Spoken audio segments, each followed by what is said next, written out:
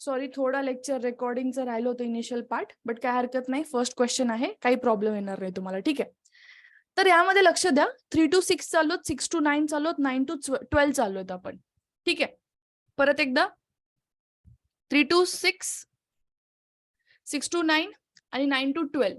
Okay. वाढता क्रम दिसतोय. कसा वाढता क्रम दिसतोय लक्ष द्यायचं. एकदम सिंपल क्वेश्चन आहे. यामध्ये 3 ते 6 चालू आहेत म्हणजे +3 व्हायला मॅम. 6 ते 9 चालू आहेत, परत काय होते, +3 होते. 9 ते 12 चालू आहेत, +3. म्हणजे यामध्ये पॅटर्न कोणता फॉलो व्हायला मॅम? +3 चा फॉलो व्हायला. येणारा नंबर कोणता येईल? +3 करून येईल. 12 + 3 काय येणार आहे? 15. सोपा क्वेश्चन होता. नेक्स्ट प्रश्नाकडे फोकस करा. 6 पासन 4 कडे चाललो, 4 पासन 2 कडे चाललो, 2 पासन 0, 0 to -2 येणारा नंबर कोणता आहे? वाढता क्रम आहे का घटता क्रम आहे? घटता क्रम आहे मॅम. घटता क्रम मध्ये कोणते कोणते पॉसिबिलिटी बनू शकतात? डिव्हिजनची पॉसिबिलिटी बनू शकते, भागाकार, सबस्ट्रॅक्शनची पॉसिबिलिटी बनू शकते किंवा स्क्वेअर रूटची पॉसिबिलिटी बनू शकते. यामध्ये लॉजिक काय असणार आहे? -2 -2. लक्ष द्या. 6 मधून जेव्हा आपण 2 कडे चाललोय, कितीचा फरक आहे? -2 चा फरक आहे. 4 पासून 2 कडे चाललोत, -2 करा. 2 - 2 करा, 0 येते. 0 - 2 करा, -2 येते. आता -2 मधून -2 करायचंय आपल्याला. ठीक आहे. अशा कंडिशन मध्ये काय असते? ऍडिशन होत असते मॅम, पण काय होतं? मायनस सिम्बॉल येते. म्हणून आन्सर काय येणार आहे? -4. आय होप सगळ्यांना हा प्रश्न क्लिअर झाला असेल. या पर्टिक्युलर सिरीजला अरिथमॅटिक सिरीज बोलतात. आपल्याला त्याच्या टेक्निकल टर्म्स मध्ये नाही जायचं की कशाला काय बोलतात, फक्त पॅटर्न समजून घ्या. क्वेश्चन नंबर 4 कन्सिडर करा आता यामध्ये. क्वेश्चन नंबर 4 जो इथे काय बोलतो? येस, एक सेकंड.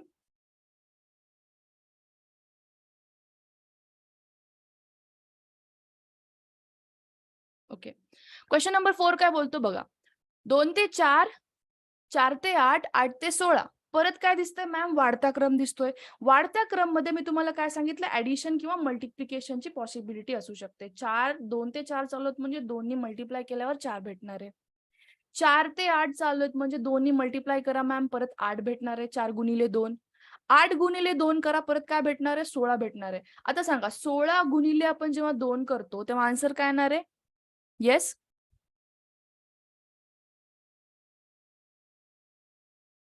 क्लिअर? आय होप सगळ्यांना हे क्लिअर होत असेल. ठीक आहे. मी अजून एक तुम्हाला क्वेश्चन देते. तुम्ही प्रयत्न करा सोडवण्याचा माझ्यासोबत.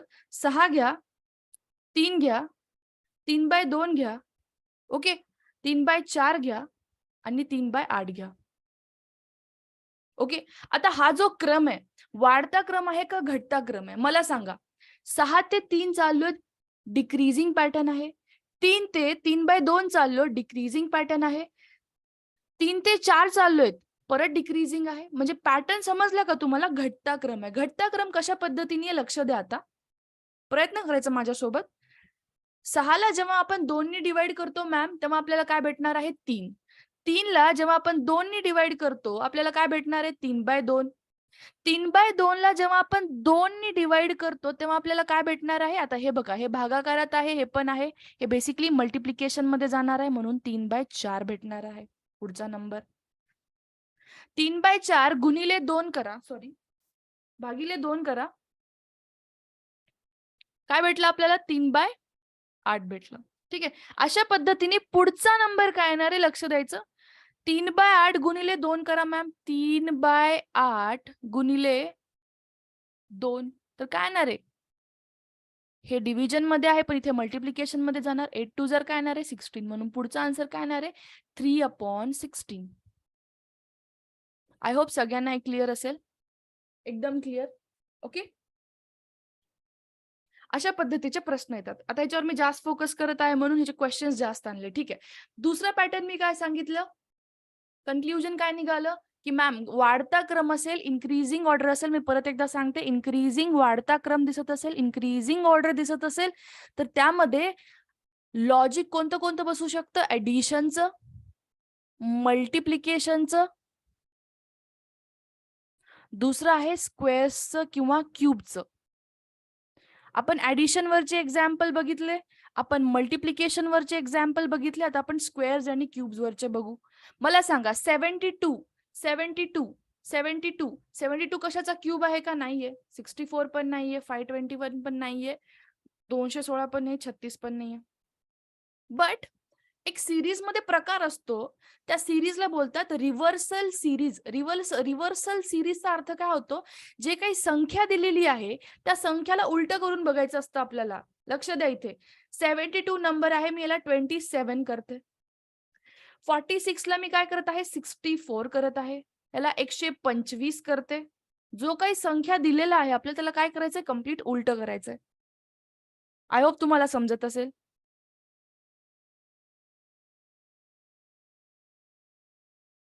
Yes yes. आता याच्यामध्ये लक्ष द्या. 27 कशाचा स्क्वेअर आहे? सॉरी, क्यूब कशाचा आहे? 3 चा. राईट. हा काय आहे? 4 चा क्यूब आहे मॅम. 125 5 चा क्यूब आहे. 216 येस 216. ऍक्च्युली हे इथे क्वेश्चन थोडासा प्रिंटिंग मिस्टेक आहे, आय गेस. 612 यायला पाहिजे होतं. आणि इथे आपण जेव्हा रिव्हर्स करतो ह्याला, हे 216 बनतं, हे 216 बनतं. सिमिलरली इथे 63 असायला पाहिजे होतं, हे झालंय 36. राईट. हे थोडंसं चुकलेलं इथे. ओके. तर बेसिकली इथे जो नंबर यायला पाहिजे होता, आपल्याला ऑड वन आउट फाइंड करायचं होतं. म्हणजे यामध्ये कुठला चुकीचा नंबर आहे बेसिकली हा. ठीक आहे. तर हा काय झाला? 6चा क्यूब. इथे जो 7चा क्यूब यायला पाहिजे होता मॅम, इथे 7चा क्यूब यायला पाहिजे होता. तर चुकून इथून काय घेतलं त्यांनी? 36 घेतलंय, म्हणून हे ऑड वन आउट आहे. प्रश्न प्लीज समजून घ्या. 72, 46, 521 आणि 612 आहे. प्लीज इथे करेक्ट करून घ्या. ठीक आहे. 612 आहे. 3चा क्यूब काय असतो? 27 असतो. त्याचं उलट केलं 72 भेटलं. 4चा क्यूब 64 आहे, त्याचा उलटा नंबर घेतलाय त्यांनी इथे 46 घेतलाय. राईट. 5चा क्यूब काय असतो मॅम? 125 आहे, त्यांनी इथे काय घेतलं? 521. अशा पद्धतीने जे चुकीचा नंबर होता तो यामध्ये कोणता होता? 36 होता. क्लिअर? तर तुम्हाला हा प्रश्न जो आहे मी तुम्हाला ऍज अ प्रॅक्टिस म्हणून दिला आहे. Question number 6. या क्वेश्चन नंबर 6 मध्ये पण तेच पॅटर्न फॉलो होते. कोणतं पॅटर्न? लक्षात घ्या. तुम्हाला नंबर जे आहे रिव्हर्स करायचा आहे. रिव्हर्स म्हणजे काय? 16 करा, याला 25, अशा पद्धतीने याला काय करणार? 36 करणार. तो इथे कोणता येणारा नंबर आहे ते तुम्हाला सांगायचंय. मला सांगा, 16, 25 आणि 36 कडे बघून तुम्हाला काय लक्षात येते? मॅम, हे 4, 5 आणि 6चे वर्ग आहेत. राईट. क्लिअर? तर तुम्हाला काय सांगायचं आहे? येणारा नंबर कोणता आहे? तुम्हाला हे ऍटलिस्ट प्रयत्न करायचा सोडवण्याचा. ठीक आहे. नेक्स्ट प्रकार आहे सिरीज मधला, तो आहे अल्फाबेटिकल सिरीज. ठीक आहे. Alphabetical series. आता अल्फाबेटिकल सिरीज मध्ये काय असतं? एक लक्षात घ्या. तुम्हाला एक मी ट्रिक सांगते. शॉर्ट ट्रिक सगळ्यांनी लिहून घ्यायची आहे. आता JKLM ए पासनं एम पर्यंत मी जे अल्फाबेटिकल सिरीज आहे ती काय लिहिली? फॉरवर्ड मॅनर मध्ये लिहिली. ए पासून एम पर्यंत सरळ सरळ जसं आपण लिहितो तसंच लिहिले. राईट. आता इथे काय करते? लक्ष द्या. NOPQRSTUVWXY आणि Z. मी काय केलं? ए पासनं एम पर्यंत फॉरवर्ड मॅनर मध्ये लिहिलं. एन पासनं झेड पर्यंत रिव्हर्स मॅनर मध्ये लिहिलं. आणि कसं रिव्हर्स मॅनर मध्ये लिहिलं? लक्ष द्या. एच्या एक्झॅक्ट खाली झेड येतोय, बीच्या एक्झॅक्ट खाली वाय येतोय, सीच्या एक्झॅक्ट खाली काय येतो? एक्स येतोय. सिमिलरली जीच्या एक्झॅक्ट खाली काय येणार आहे? टी येणार आहे. तुम्हाला सरळ सरळ असे प्रश्न बनतात अल्फाबेटिकल सिरीज मध्ये. लक्षात घ्या. इव्हन तुम्ही जर नेटचा जरी पेपर पकडला हातामध्ये तर तुम्हाला हे क्वेश्चन्स दिसतील. प्रश्न काय बनतात? एचं जे आहे झेड सोबत पेअरिंग केलेली असती, ई ची पेअरिंग व्ही सोबत केलेली असती. फॉर एक्झाम्पल मी देत आहे. ठीक आहे. एच ची पेअरिंग एस सोबत केलेली असती. आपल्याला विचारतात एल ची पेअरिंग कशासोबत आहे. तर तुम्हाला हे जे अल्फाबेटिकल सिरीज आहेत, अल्फाबेटिकल लेटर्स जे आहेत, हे लिहिण्याचे अंडरस्टँडिंग समजली आता का आपण असं लिहितोय? का? कारण ह्यामध्ये डिरेक्ट तुम्हाला अपोजिट लेटरवरती प्रश्न येऊ शकतो मॅम. ठीक आहे. दुसरा प्रश्न जो बनू शकतो, हा काय झाला? अपोजिट लेटरवरचा एक प्रश्न. दुसरा प्रश्न जो बनू शकतो तो असा असतो की समजा ए आणि सी ला पेअर केलंय, ए ला आणि सी ला पेअर केलंय. नंतर ई ची पेअरिंग जी सोबत केलेली आहे, ई ची पेअरिंग जी सोबत केलेली आहे. सिमिलरली आय ची पेअरिंग कशासोबत होणार आहे हे शोधायला सांगू शकतात ते आपल्याला. कशासोबत होईल मॅम? इथे काय लॉजिक बसते? Gap of one letter. एका लेटरचा गॅप देऊन दुसरा लेटर घेण्यात आलेला आहे. एका लेटरचा गॅप देऊन दुसरा लेटर, एका लेटरचा गॅप देऊन दुसरा लेटर, एक लेटरचा गॅप देऊन दुसरा लेटर. म्हणजे आन्सर काय येणार आहे? के. आय होप तुम्हाला हे पॅटर्न समजलं असेल. सिरीज मधले प्रश्नाचे प्रकार मी सांगितले तुम्हाला. प्रकार काय होते एकदा शॉर्टली मी सांगते, समराइज करते. सिरीज मध्ये बेसिकली दोन प्रकारचे सिरीज असतात, एक वाढता क्रम, दुसरा घटता क्रम. वाढता क्रम मध्ये जे लॉजिक बसण्याचे प्रोबॅबिलिटी किंवा चान्सेस आहेत, एकतर बेरीज, मल्टिप्लिकेशन किंवा स्क्वेअर, ऍडिशन, मल्टिप्लिकेशन, स्क्वेअर ह्या तीनचे पॉसिबिलिटी बसू शकतात. दुसरी गोष्ट जे यामध्ये डिक्रीजिंग पॅटर्न असतो त्यामध्ये सबस्ट्रॅक्शन, डिव्हिजन किंवा स्क्वेअर रूटची पॉसिबिलिटी बनू शकतात. ह्याच्या पलीकडचे क्वेश्चन्स नाही बनत, एक लक्षात घ्या. अवघड येऊन येऊन कोणता अवघड येईल? हा ठीक आहे, हे असे एक चौथा जो क्वेश्चन मी इथे मांडला थोडंसं तुम्हाला डिफिकल्ट गेला असेल समजायला. थोडा मीडियम आणि अवघड म्हणून काय येईल प्रश्न? एवढाच येईल रिव्हर्सल पॅटर्न मध्ये. ह्याच्या पलीकडे सेटची लेवल नसती. ठीक आहे, moving on to the next topic, coding decoding. आता मी तुम्हाला जे इथे अल्फाबेटिकल सिरीजचं जे पॅटर्न शिकवलंय त्याचं इम्पॉर्टन्स तुम्हाला कोडिंग डिकोडिंग मध्ये लक्षात येईल. प्लीज सगळ्यांचं लक्ष असायला पाहिजे आता एकदम इकडे. ओके. कोडिंग डिकोडिंगचा अर्थ काय असतो? कोडिंग डिकोडिंग म्हणजे काय? एखादा शब्द दिलेला असतो किंवा एखादा आपण काय बोलू शकतो, लेटर्स असतात. ठीक आहे, लेटर्स असतात किंवा कधी कधी नंबर्स असतात आणि त्याच्या मागे काहीतरी लॉजिक असते, कोड वापरल्या गेलेला असते. समजा आता इथं प्रश्न मांडलाय मी, मिशनसाठी कोड वापरण्यात आलेला आहे हा. तर ते विचारतात की जे लॉजिक मिशन आणि ह्या कोडसाठी वापरण्यात आलेलं आहे ते तुम्ही आधी डिकोड करा. ठीक आहे, कोडला आधी तुम्हाला ते खोलायचं आहे, त्याला डिकोडिंग बोलतात. आणि सेम कोड तुम्हाला ऑनलाईन ह्या शब्दासाठी वापरायचा आहे. आता लक्ष द्या, MISSIONS हा शब्द आहे. यामध्ये लॉजिक काय वापरले लक्ष द्या प्लीज सगळ्यांनी. पहिला आणि शेवटचा लेटर जसाच तसा ठेवलेला आहे. एम आणि एस जसाच तसं ठेवण्यात आलेलं आहे. दुसरं लॉजिक काय वापरलं लक्ष द्या प्लीज. आईची जी जागा होती ते बाजूच्या लेटरनी घेतली, एस नी घेतली. आणि एस ची जी जागा होती ती आय नी घेतली. म्हणजे आपण इथे काय करतोय? पोझिशन एक्सचेंज करतोय, लेटरचे एक्सचेंज करतोय, जागांची अदलाबदल करतोय. इथे यस आला, इथे आला आय. सिमिलरली इथे आला ओ, इथे आला एन. लॉजिक समजलं सगळ्यांना? मॅम पहिला आणि शेवटचा लेटर जशाच तसा ठेवायचा, बाकीचे जे लेटर्स आहेत त्यांची जागा जी आहे अदलाबदल करायची आहे. सेम लॉजिक ऑनलाईन साठी लावा.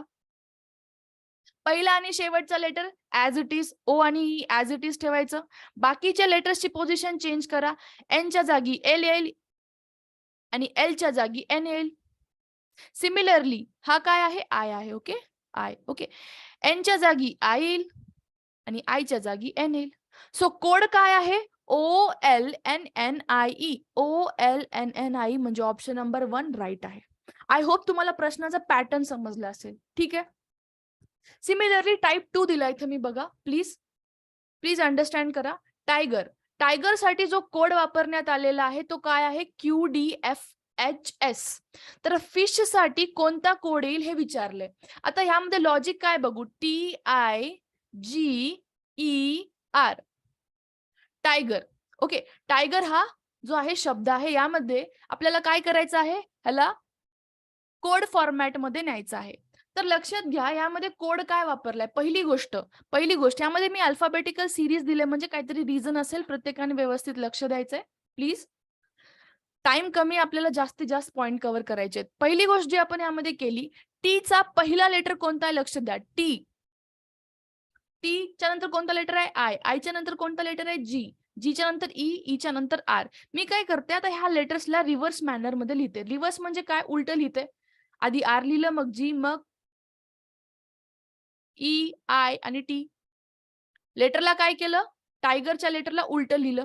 ठीक आहे. आरच्या आधीचा लेटर कोणता आहे मला सांगा. आरच्या आधी कोणता लेटर येतो? क्यू येतो मॅम. आरच्या आधी लेटर कोणता येतो? क्यू येतो. म्हणजे आर -1 करा, क्यू भेटला. सिमिलरली E-1 करा, ई मधून एक मायनस करा, काय भेटणार आहे? डी भेटणार आहे. सिमिलरली जी मधून एक मायनस करा, काय भेटणार आहे? एफ भेटणार आहे. लॉजिक काय आहे? -1चं लॉजिक आहे. म्हणजे काय? जे काही तुमचं लेटर आहे, त्याच्यामधून काय करायचं? -1 करायचं. जे प्रिव्हियस लेटर येतो ते तुम्हाला इथे खाली लिहायचंय. आय होप सगळ्यांना समजलं असेल. काय केलं आपण? टायगर जो लेटर आहे, शब्द जो आहे टायगर, त्याला मी काय केलं? कंप्लीट रिव्हर्स मॅनर मध्ये लिहिलं आणि एका लेटरला -1 करत गेले. सिमिलरली तुम्हाला फिश साठी करायचंय. प्रयत्न करा. येस. काय करणार? पहिली गोष्ट मॅम, आम्ही लेटर फिश जो आहे तो उलटा लिहिणार. HSIF आणि प्रत्येक लेटरला -1 करणार. H-1 करा, काय येतं? जी येतं. S-1 करा, S-1 करा, काय येतं? आर येतं. I-1 करा, H येतं. F-1 करा, E येतं. सो GRHE जे आहे, option number 2 is the right answer to the question. अशा टाइपचे क्वेश्चन्स तुम्हाला कोडिंग डिकोडिंग मध्ये बघायला भेटतात. आय होप समजलं असेल तुम्हाला आता. ठीक आहे. अशाच पद्धतीचा हा एक प्रश्न आहे कोडिंग डिकोडिंग मध्ये. हा एक पॅटर्न काय आहे की यामध्ये तुम्हाला प्रत्येक शब्दाला एक कोड दिलेला असतो, बट आपल्याला आधी कोड माहिती नाही कोणता आहे. तर काय करायचं? पहिली गोष्ट सगळ्यांनी लक्षात घ्या. रॉयल, मोनार्क आणि रिगल हे 3 शब्द आहेत. तसंच similar Regal, legacy, gold, hope, gold, life, regal, monarch आणि मॉरल्स. ओके, हे 3 शब्द आहेत आणि प्रत्येक शब्दाला एक कोड वापरलाय.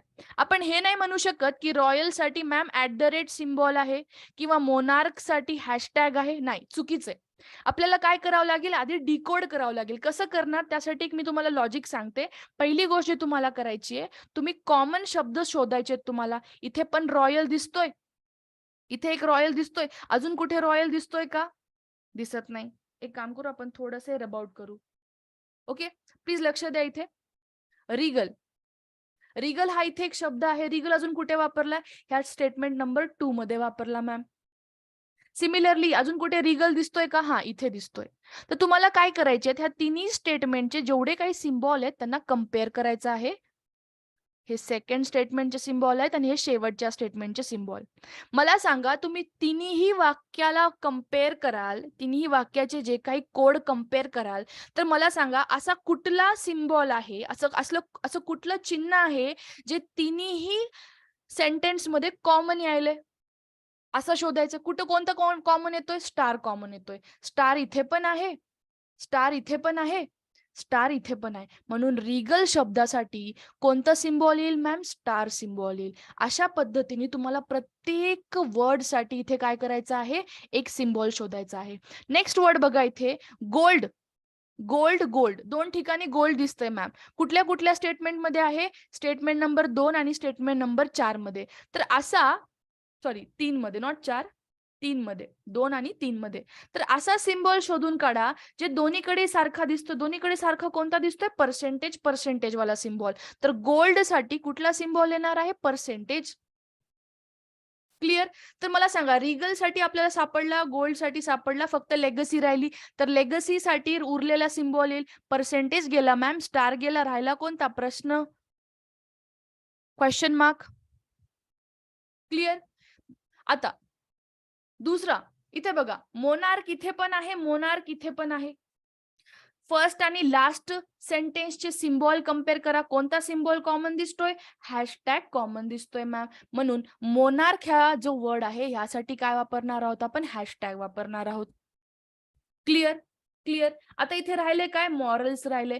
हॅशटॅग गेलं, स्टार गेलं, मॉरल साठी कोणता येणार आहे? असं उलटा ये, माहिती नाही याला काय बोलतात, उलटा ये असं समजा. ठीक आहे.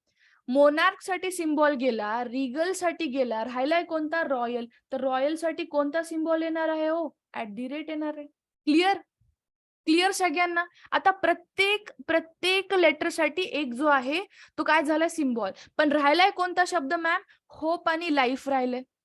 होप आणि लाईफ दुसरीकडे कुठेच कॉमन नाहीये. तर मला सांगा, होप आणि लाईफ साठी कोणते 2 सिम्बॉल्स येण्याची पॉसिबिलिटी आहे? एक तर अँड येईल किंवा डॉलर येईल. दोन्हीपैकी कुठला तरी एक जो कोड आहे तो होपला जाईल आणि दुसरा गोल्डला जाईल, सॉरी लाईफला जाईल. क्लिअर? अशा टाईपचे प्रश्न येतात. तर प्रश्न कसा बनतो ते विचारू शकतात, की रॉयलसाठी कोणता कोड आहे, रिगल गोल्डसाठी कोणता कोड आहे, मोनार्कसाठी कोणता कोड आहे. शेवटचा प्रश्न असा बनू शकतो, की होप आणि लाईफसाठी कोणता कोड आहे. तर तेव्हा आपण काय सांगणार आहोत, मॅम होप आणि लाईफसाठी कोड माहिती नाहीये आपल्याला, दोघांपैकी एक असेल अँड किंवा डॉलर. क्लिअर? आय होप तुम्हाला आता कोडिंग डिकोडिंगचा प्रकार समजला असेल. ठीक आहे. हे 2 क्वेश्चन्स थोडेसे 2 टॉपिक थोडे इम्पॉर्टंट होते. आता जो नेक्स्ट टॉपिक आपण बघणार आहोत ते आहे blood relation. Blood relation topic हाताळण्याच्या पूर्वी मी तुम्हाला काही ट्रिक्स सांगते. ट्रिक्स कोणते आहेत प्लीज? सगळ्यांनी लक्ष द्यायचंय. ट्रिक्स कोणत्या आहेत? फिमेल कॅटेगरी असेल, फिमेल कॅन्डिडेट दिसत असेल प्रश्नामध्ये, तुम्हाला तेव्हा काय वापरायचं आहे? सर्कल शेप वापरायचा आहे. का वापरायचा आहे मी तुम्हाला सांगेल. मेल जर कॅन्डिडेट दिसत असेल, मेल कॅन्डिडेट, तर त्यासाठी तुम्हाला काय वापरायचं आहे? स्क्वेअर शेप वापरायचा आहे. ओके. एखादा मॅरिड कपल म्हणजे काय? 2 पीपल आपण असं बोलू शकतो ज्यांच्यामध्ये लग्न आपल्याला दाखवायचं असेल, एक जोडपं जर रिप्रेझेंट करायचं असेल आपल्याला, तर त्याच्यासाठी आपण जो सिम्बॉल वापरणार आहोत ते कोणता आहे? अशा 2 डोकं असलेला ॲरो. स्त्री कॅन्डिडेट असेल तर सर्कल, पुरुष कॅन्डिडेट असेल तर स्क्वेअर. मॅरिड कपल, लग्न झालेलं एखादं जर कपल आपल्याला रिप्रेझेंट करायचं असेल, तर आपण काय वापरणार? Double headed arrow. सिबलिंग म्हणजे काय असतात? सिबलिंग म्हणजे काय असतात? सख्खे भाऊ बहिणी. Please note it down. सख्खे भाऊ बहिणीला आपण काय बोलतो? सिबलिंग. सिबलिंग दाखवण्यासाठी मी काय वापरत आहे? डॅश वापरत आहे. सिम्बॉल्स क्लिअर असतील. मेल साठी स्क्वेअर, फिमेल साठी सर्कल. मॅरिड कपल दाखवायचं असेल तर मॅम आपण काय करू? डबल हेडेड ॲरो दाखवू. सिबलिंग दाखवायचं असेल तर आपण काय करू? डॅश दाखवू. आणि दुसरा असतो एक जनरेशन गॅपचा. जनरेशन गॅप म्हणजे काय? पिढीमध्ये बदल असेल. ठीक आहे. तुमची एक पिढी आहे, मला सांगा. तुमची एक पिढी आहे. तुमची दुसरी पिढी कोणती असणार आहे? तुमच्या लेकरा बाळांची पिढी. तुमची तिसरी पिढी कोणती असणार आहे? तुमच्या नातवांची पिढी. ठीक आहे. तर ते दाखवायचं असेल, ही तुमची पिढी. फॉर एक्झाम्पल तुम्ही एक फिमेल कॅन्डिडेट आहात वाय. ओके. हे तुमचे हजबंड आहेत फॉर एक्झाम्पल झेड.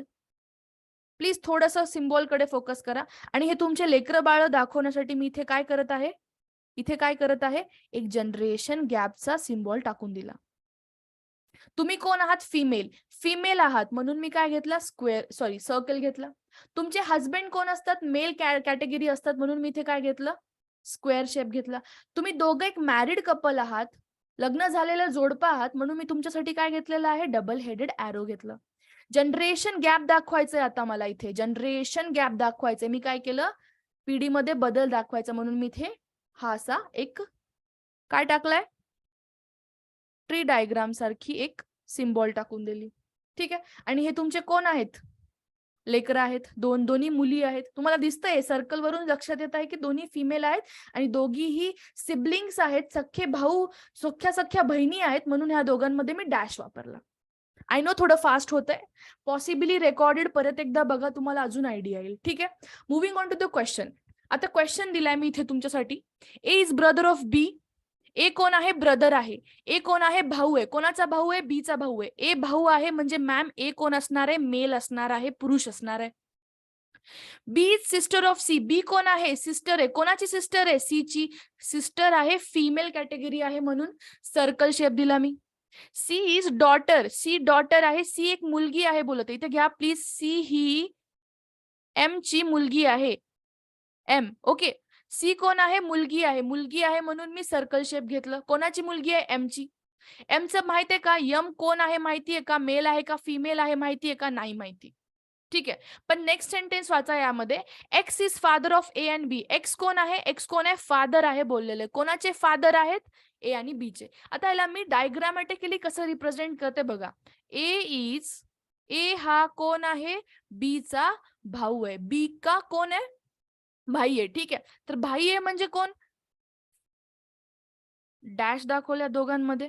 कधी लक्षात घ्या, भाऊ आहे तर फक्त सख्खा भाऊ कन्सिडर करायचंय. हा, स्पेसिफिकली जर त्याच्यामध्ये मेन्शन केलंय चुलत भाऊ, मावस भाऊ, तर त्या टाइमला तुम्हाला चुलत किंवा मावस भाऊ घ्यायचंय. पण अदर दॅन दॅट जर भाऊ आहे असं सांगितलं तर सरळ सरळ सिबलिंग आहे, सख्खा भाऊ आहे हे लक्षात ठेवा प्लीज. हे टिप आहे. Okay. A is brother of B. ब्रदरसाठी मी काय वापरलं? डॅश वापरलं. ठीक आहे. बी सिस्टर, सिस्टर आहे म्हणून मी काय वापरलं, सर्कल. कोणाची सिस्टर आहे, परत सिस्टर आहे, सिबलिंग आहे कोणाची, सीची. ठीक आहे. सी कोण आहे बोलले, डॉटर आहे बोलले. कोणाची डॉटर, डॉटर म्हणजे काय, वरच्या साईडला कोणीतरी येणार आहे मॅम, सीचे आई वडील आहेत. ठीक आहे. कोणाची डॉटर आहे, एमची. एमची सेक्स कॅरेक्टर मेन्शन केलंय का, मेल आहे का फिमेल, नाही केलंय, म्हणून मी जशाच तसं ठेवलंय त्याला. क्लिअर. तर यामध्ये प्रश्न काय आहे, ओके अजून एक राहिला, X is father of A and B. X कोण आहे, ए आणि बी चे कोण आहेत, वडील आहेत. मी काय करते, इथे लिहिते ए, हे बी, हे सी, सी ची पॅरेंट देऊन ठेवलेला आहे एम. ओके. आणि ए आणि बी चे वडील आहेत एक्स. वडील आहेत म्हणजे ह्याला काय घेतलं, स्क्वेअर घेतलं. मला सांगा, ए बी आणि सी सख्खे भाऊ बहिणी आहेत, तर ए बी आणि सी तिघांचे पण वडील कोण असणार आहेत, एक्स असणार आहेत. सीचं कोणीतरी एक पॅरेंट एम आहे असं सांगितलंय. आता मला सांगा, वडील जर एक्स आहेत तर उरलेली कोण असणार आहे, आई असणार आहे जी एम आहे. आणि या दोघांमध्ये काय रिलेशन आहे मॅम, मॅरिड रिलेशन आहे. आता लक्षात आलं, एक कपल आहे यामध्ये एक्स आणि एम नावाचं. तर एक कपलला 3 लेकरं आहेत, त्यामधला एक जो आहे मेल कॅन्डिडेट आहे जो की ए, आणि 2 फिमेल कॅन्डिडेट आहेत बी आणि सी. म्हणून रिलेशन काय विचारले, बी आणि एमचं नातं काय विचारले. बी आणि एमचं नातं काय आहे, बी आणि एमचं नातं काय असणार आहे, मुलगी आणि आई, मुली आणि आईचं नातं आहे. क्लिअर सगळ्यांना. आय होप प्रश्न समजला असेल. ठीक आहे. ब्लड रिलेशनचे जर तुम्ही थोडेसे ट्रिक्स फॉलो केलात, युट्यूब वरती माझे व्हिडिओज अवेलेबल आहेत. Teaching exams by global online, teaching exams by global online हे चॅनल आहे आपलं. तिथे जाऊन तुम्ही जे आहे नक्की शॉर्ट व्हिडिओज बनवलेले आहेत मी, ते बघू शकता. ठीक आहे. Sorry, CHING teaching exams YouTube channel आहे please, by global online, by global online, global online teaching exams by global online हे युट्यूब चॅनल आहे. तिथे जाऊन नक्की चॅनलला सबस्क्राईब करा आणि तिथले व्हिडिओज नक्की पहा, तुम्हाला खूप हेल्पफुल राहील. एकदम शॉर्टली मी प्रत्येक गोष्टी एक्सप्लेन केल्या. ठीक आहे. नेक्स्ट टॉपिक आहे डिरेक्शन सेन्स. डिरेक्शन सेन्स मध्ये मी तुम्हाला एवढं सांगते की तुम्हाला मेनली 4 डिरेक्शन लक्षात ठेवायचे. उत्तर, नॉर्थ डिरेक्शन, ईस्ट डिरेक्शन पूर्व, साऊथ डिरेक्शन दक्षिण, आणि वेस्ट डिरेक्शन कोणता, पश्चिम. एवढे डिरेक्शन लक्षात ठेवा. बाकी तुम्हाला माहितीये, नॉर्थ आणि ईस्टच्या मध्ये जो येणारा डिरेक्शन आहे त्याला आपण काय बोलतो, नॉर्थ ईस्ट. कुठे येऊ द्या हो, कुठे येऊ द्या, इथे इथे इथे, याला कोणता डिरेक्शन बोलणार आहोत आपण, नॉर्थ ईस्ट. त्यालाच मराठीमध्ये ईशान्य बोलतात. थोडं मराठीमध्ये डिफिकल्ट आहे, इंग्लिश इथे सोपी पडते. साऊथ आणि लक्ष द्या, साऊथ आणि ईस्ट मधला कुठलाही डिरेक्शन असू त्याला आपण काय बोलणार आहोत, साऊथ ईस्ट. साऊथ आणि वेस्ट मधला कुठलाही डिरेक्शन येऊ द्या, साऊथ वेस्ट. नॉर्थ आणि वेस्ट मधला कुठलाही पॉइंट येऊ द्या त्याला आपण कुठल्या डिरेक्शनला बोलणार आहोत, नॉर्थ वेस्टच्या डिरेक्शनला. प्लीज सगळे कन्सिस्टंटली ऍटलीस्ट ऐका. तुम्हाला रेकॉर्डेड जेव्हा भेटेल तुम्ही त्याला शांत स्लो मोड मध्ये ऐकू शकता. ठीक आहे. पण आत्ताचा लेक्चर लाईव्हली प्रेझेंट करा सगळ्यांनी. ठीक आहे, अटेंटिव्हली. ओके. तर यामध्ये पहिली गोष्ट, यामध्ये जे इम्पॉर्टंट टिप मी शेअर करणार आहे तुमच्यासोबत, दॅट विल बी, प्लीज सगळ्यांनी लक्षात घ्या. कुठलाही व्यक्ती जर प्रश्नामध्ये असं देऊन ठेवलेलं आहे, एकदम स्लो घेते मी, प्लीज हे इम्पॉर्टंट आहे, सगळ्यांचं लक्ष असायला पाहिजे. कुठलाही व्यक्ती जर उत्तरेकडे बघत असेल, नॉर्थकडे बघत असेल, म्हणजे त्याचा जो चेहरा आहे, त्याची जी फेसिंग आहे ती नॉर्थकडे आहे किंवा उत्तरेकडे आहे, तर त्या टाइमला तुम्ही काय घेणार आहात, तुमची उजवी बाजू, तुमची राईट हँड साइड त्या पर्सनची पण राईट हँड साइड असणार आहे. प्लीज सगळ्यांनी लिहून घ्या. कोणताही व्यक्ती जर उत्तरेकडे बघत असेल, नॉर्थला फेस करत असेल, तर तुमची उजवी बाजू, तुम्ही जो पेपर देत आहात, पेपर देताना तुमच्या हातात जी पेन आहे, म्हणजेच त्या पर्सनची उजवी बाजू असणार आहे. तुमची डावी बाजू म्हणजे त्या पर्सनची पण डावी बाजू असणार आहे, लेफ्ट हँड साइड असणार आहे. हे खूप इम्पॉर्टंट आहे, प्लीज लक्ष द्या. तोच व्यक्ती आता दक्षिणेकडे बघतोय, साऊथकडे बघतोय. ओके. तर तुमची उजवी बाजू त्या पर्सनची डावी बाजू असणार आहे. प्लीज मेन्शन दिस, हे लिहून घ्या. क्वेश्चन सॉल्व्ह करताना हे इम्पॉर्टंट आहे. तुमची उजवी बाजू म्हणजे त्या पर्सनची लेफ्ट हँड साइड, तुमची डावी बाजू म्हणजे त्या पर्सनची काय असणार आहे, राईट हँड साइड. क्लिअर? दोन थिंग होत्या, दोन्ही इम्पॉर्टंट होती. पहिली गोष्ट तुम्हाला काय, डिरेक्शन समजणं गरजेचं आहे. दुसरी गोष्ट काय, एखादा व्यक्ती जर नॉर्थला बघत असेल तर त्या टाइमला तुमची राईट बाजू त्या पर्सनची पण राईट, तुमची लेफ्ट बाजू त्या पर्सनची पण लेफ्ट. एखादा व्यक्ती साऊथ कडे बघतोय, दक्षिणेकडे बघतोय, तुमची राईट त्याची लेफ्ट, तुमची लेफ्ट त्याची राईट. क्लिअर? त्या बेसिसवरती आता मी एक प्रश्न आणलाय. ओके, प्लीज क्वेश्चन कडे सगळ्यांचं लक्ष असायला पाहिजे. क्वेश्चन काय आहे यामध्ये, डिरेक्शन सेन्सचा. Okay, mister Deepak Mohan walks 5 kilometre towards the south. Deepak Mohan जे आहेत ते कुठे वॉक करत आहेत, साऊथला वॉक करत आहेत. कधीही डिरेक्शन सेन्सचा प्रश्न सॉल्व्ह करताना तुम्हाला अजून एक टिप लक्षात ठेवायची आहे. हे छोटीशी जी डायग्राम आहे ना, ते तुम्ही काढून ठेवत चला. नॉर्थ, ही ईस्ट, ही साऊथ आणि ही वेस्ट. का काढून ठेवा? कारण प्रश्नामध्ये काय बोलतात, ते व्यक्ती साऊथला चाललाय, म्हणजे या डायग्राम कडून लक्षात काय, ते बघून काय लक्षात येतं की मॅम खालच्या साईडला जायचं, साऊथकडे 5 किलोमीटर. समजा हे 5 किलोमीटर आहे, ए पासून बी पर्यंत 5 किलोमीटर. ठीक आहे. आता साऊथला आहे, मी काय सांगितलं, साऊथला जर एखादा व्यक्ती बघतोय, दक्षिणेकडे बघतोय, तर तुमची उजवी त्या पर्सनची राईट असणार, सॉरी, तुमची जी उजवी बाजू आहे त्या पर्सनची डावी बाजू असणार आहे. ठीक आहे. आता मला सांगा, फेसिंग कुठे आहे, साऊथ कडे आहे. देन त्याची टर्निंग कुठे झाली, राईट कडे झाली. राईटला बघतोय तो, राईट म्हणजे तुमची डावी बाजू. क्लिअर? समजलं सगळ्यांना इम्पॉर्टन्स काय होतं त्या ट्रिकचं? तुमची उजवी त्या पर्सनची डावी, तुमची डावी त्या पर्सनची उजवी बाजू. तर तो आता कुठे वळतोय, राईट कडे वळतोय, म्हणजे तुमच्या लेफ्टला वळतोय. हे झाले 3 kilometre. Okay, after walking 3 kilometres ही टर्न्स टू लेफ्ट. आता तो कुठे टर्न करणार आहे, लेफ्टला. लेफ्टला म्हणजे कोणती बाजू मॅम, परत साऊथची बाजू असणार आहे. आणि हा परत किती, 5 किलोमीटर चालत गेला. प्रश्न काय विचारले, in which direction he is facing right now. कोणत्या डिरेक्शनला तो फेस करतोय हे प्रश्न विचारले. कोणत्या डिरेक्शनला तो सध्याला फेस करतोय हा प्रश्न विचारलाय. क्वेश्चन काय आहे मॅम, कुठल्या डिरेक्शनला तो फेस करतोय. डिरेक्शन कोणती झाली, साऊथ डिरेक्शन, दक्षिण. आय होप क्लिअर आहे. ठीक आहे, दक्षिणेकडे बघतोय, दक्षिणेकडे फेस करतोय. हा, जर प्रश्न असा असता की तो कोणत्या डिरेक्शनला बघतोय with respect two point A, जर असं विचारलं असतं तर पॉइंट ए ला रेफरन्स पॉइंट पकडायचा असतो मॅम. पॉइंट ए ला रेफरन्स पॉइंट पकडायचा असतो आणि तो कुठल्या डिरेक्शनला आहे, इथे कुठेतरी आहे. म्हणजे कुठल्या आहे, साऊथ वेस्टला. हे 2 टाईपचे प्रश्न बनतात. प्लीज सगळ्यांनी लक्षात व्यवस्थित घ्या. इथे तुम्हाला डिरेक्शन सेन्स हाताळण्याच्या पूर्वी ह्या 2 गोष्टी समजणं गरजेचं आहे. कोणती नॉर्थ, ईस्ट, साऊथ आणि वेस्ट डिरेक्शन आहे. नॉर्थ आणि ईस्ट मधली direction north east, south east, north west, south west. Similarly left कोणती बाजू आहे, राईट कोणती बाजू आहे. When a person is facing to north, when a person is facing to south, त्या टाइमला कोणती राईट आहे आणि कोणती लेफ्ट आहे हे समजणं गरजेचं आहे. I hope you are clear now. Okay, आता most important topic, percentage and ratio. Okay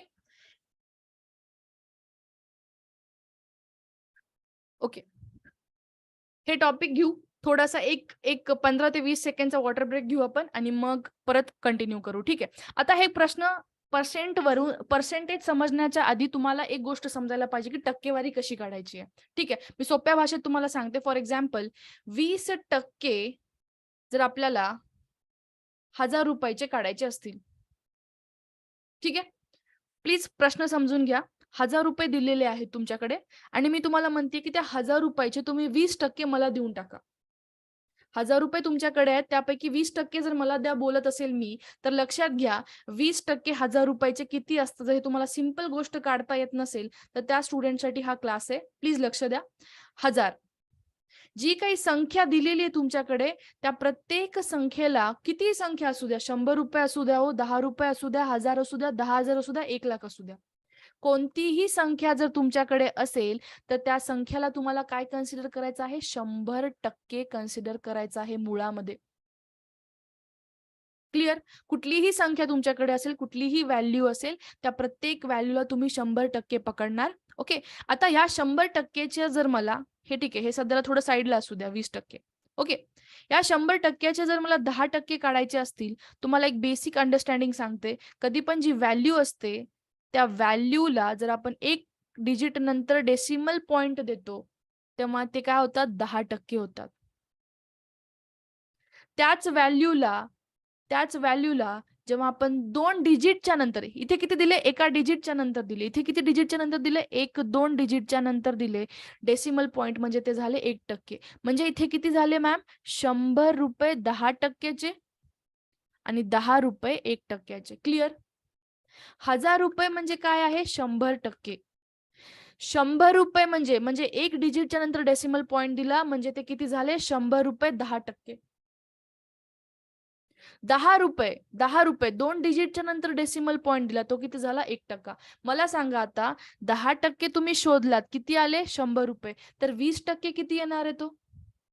20% कशाचे? ₹1000 किती येणार आहेत? ₹200. 10% जर ₹100 असतील, तर 20% किती येणार आहेत? 200. क्लिअर सगळ्यांना? क्लिअर? एकदम क्लिअर. अजून एक 2 आपण पटकन घेऊयात एक्झाम्पल्स. जास्त टाईम नाही आपल्याकडे. ठीक आहे. पटकन घेऊयात. फॉर एक्झाम्पल मी सांगते तुम्हाला 20% शोधून काढा ₹4000 चे. 4000 चे. तुम्ही पण सेम मेथड वापरणार. काय मॅम? 4000 ला मी मुळामध्ये 100% पकडेल. ह्याचे 10% काढायचे असतील, 10% तर एका डिजिटच्या नंतर डेसिमल पॉइंट देईल. एका डिजिटच्या नंतर डेसिमल पॉइंट दिला म्हणजे ₹400 काय आहे? तर 10%. 1% काढा बोलत असेल मी तुम्हाला, तुम्ही क्लिअरली काढू शकता. कसं? मॅम एका डिजिटच्या नंतर परत द्या, म्हणजे इथे 2 डिजिटच्या नंतर पॉइंट द्या म्हणजे ₹40. मला सांगा 10% जर ₹40 असेल तर 20% किती येणार आहे? ₹80. क्लिअर? क्लिअर? तर सिमिलरली अजून एक एक्झाम्पल छोटासा पटकन घेऊ. मी जर म्हणत असेल तुम्हाला 22% शोधा, आता 22% शोधा. कशाचे? ₹4000 तर तुम्ही काय करणार परत? मॅम 10% काढू आधी आपण आणि 1% काढू. 10% ला 2 नी मल्टिप्लाय करू म्हणजे 20 झाले. आणि इथे 1% ला 2 नी जे आहे मल्टिप्लाय करू म्हणजे 2%. म्हणजे मी काय करणार? आधी 10% ची व्हॅल्यू काढणार. मला सांगा 4000 चे 10% किती असतात? एका डिजिटच्या नंतर डेसिमल पॉइंट द्यायचं म्हणजे ₹400. 1% चे किती होणार मॅम? 2 डिजिटच्या नंतर डेसिमल पॉइंट द्यायचं म्हणजे ₹40. ओके. 20% शोधायचे आहेत. मला सांगा 10% 400 आले तर 20% किती येणार आहेत? ₹800. 1% म्हणजे ₹40 तर 2% म्हणजे किती असणार आहे? ₹80. म्हणजे ₹880 जे आहेत त्याला बेरीज घ्या. म्हणजे 20% प्लस 2% किती येणार आहेत? 22% म्हणजेच 800 प्लस 80 म्हणजे 880 तुमचं काय असणार आहे? 22% असणार आहे. कशाचं 22%? 4000चं. सगळ्यांना I think percentage topic clear असेल आता. म्हणजे ऍटलीस्ट सोप्या मेथडमध्ये कसं काढायचं ते. ठीक आहे. जास्त डिटेलमध्ये आपण नाही जाऊ शकत. ओके. आता हा क्वेश्चन लक्ष द्या सगळ्यांनी. ओके. टॉपिक काय आहे? पहिला रेशोचा प्रश्न दिला. हे बघा रेशोवरती जास्त प्रश्न येत नाहीत, पण रेशो इम्पॉर्टन्स का दाखवते? रेशोचं इम्पॉर्टन्स हे आहे की रेशो हा DI मध्ये इम्पॉर्टंट आहे. बस DIचा एक बेस बोलू शकतो आपण. रेशो, पर्सेंटेज, ओके, ऍव्हरेज हे टॉपिक इम्पॉर्टंट आहेत. तर ratio of milk and water देऊन ठेवलंय. मला सांगा मिल्क आणि वॉटरचा रेशो देऊन ठेवलाय. काय देऊन ठेवलाय? 4:1. म्हणजे मिल्कची व्हॅल्यू 4 आहे आणि मॅम वॉटरची व्हॅल्यू 1 लिटर आहे असं असते का? नसते तसं. बेसिकली रेशो म्हणजे काय असते? एखाद्या संख्येचा ते रिड्युस्ड फॉर्म, काटछाट केलेला फॉर्म असतो. ठीक आहे. तर इथं टोटल मिक्सचर देऊन ठेवले. फक्त दूध आणि पाण्याचे जे गुणोत्तर आहे त्याची व्हॅल्यू देऊन ठेवली आणि दुधाचे आणि पाण्याचे एकूण मिश्रण किती आहे ते देऊन ठेवले. किती देऊन ठेवले? 60 ml मिलीलिटर. विचारले काय की क्वांटिटी पाण्याची आणि वॉटरची मिक्सचरमध्ये किंवा त्या पाण्याची आणि दुधाचं जे मिश्रणामध्ये ऍक्च्युअल क्वांटिटी आहे, प्रमाण आहे ते काढायचं, ते शोधायचंय. तर कसं शोधणार? लक्षात घ्या प्लीज. ही जी व्हॅल्यू असती ती काय असते? रिड्युस्ड क्वांटिटी असते. म्हणजे ह्याला नेहमी 4x आणि 4x किंवा 1x घ्यायचं असतं. म्हणजे जे काही तुम्हाला रेशोची व्हॅल्यू दिली तिथे. ठीक आहे. म्हणजे टोटल मिश्रण किती आहे हो? 4:1. 4:1 देऊन ठेवलंय गुणोत्तर. बट ह्याची व्हॅल्यू एक्झॅक्ट 4 लिटर किंवा 1 लिटर आहे का? नाही. व्हॅल्यू काही पण असू शकते. ठीक आहे. 80 लिटर आणि 20 असू शकते. हे करा 4:1च येणार आहे. काही पण असू शकते, आपण प्रेडिक्ट नाही करू शकत. ठीक आहे. तर आता तुम्हाला सोल्युशन सॉल्व्ह करायचं असेल तर तुम्हाला काय करावं लागेल लक्षात घ्या. 4x आणि 1x म्हणजे काहीतरी मल्टिपल आहे x इथे. ठीक आहे. त्याला काय करणार तुम्ही इज इक्वल टू 60 ml म्हणजे 4x + 1x टोटल व्हॅल्यू आहे 60 ml. 5x किती आला 60 ml. x ची व्हॅल्यू काय येईल मग x काय येईल 12 येईल. 60 गुणिले 5 सॉरी भागिले 5 x ची व्हॅल्यू काय आली 12. तर मला सांगा 4x आणि 1x ची व्हॅल्यू काढू शकतो आता आपण. 4x म्हणजे काय आहे मिल्क आहे. 1x म्हणजे काय आहे वॉटर आहे. x ची व्हॅल्यू आली 4 × 12 करा. सॉरी हे थोडंसं 12 आहे प्लीज लक्षात घ्या. ओके. आणि इथे काय करणार 1 × 12 करणार. आलं आपलं फायनल आन्सर. सिंपल टाईप आहे. एकच क्वेश्चन घेतलाय मी. ओके. अशा टाईपचे प्रश्न बनवू शकतात. तर तुम्ही हे टाईप जे आहे ते सोडून काढा एकदा. बस. More than enough. More than enough. ठीक आहे. फक्त एवढं लक्षात घ्यायचं जे काही तुम्हाला गुणोत्तर दिले ते ऍक्च्युअल व्हॅल्यू नसती, ती रिड्युस्ड व्हॅल्यू असती, ती डिक्रीज्ड व्हॅल्यू असती. क्लिअर? आय होप सगळ्यांना हे क्लिअर आहे. ठीक आहे. आता interesting part.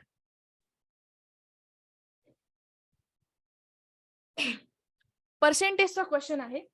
If you have 50 more than 20% of 500, then after giving you ₹100, how many will you have? प्रश्न काय विचारलाय जर तुमच्याकडे 500 रुपयाच्या 20% असतील फॉर एक्झाम्पल.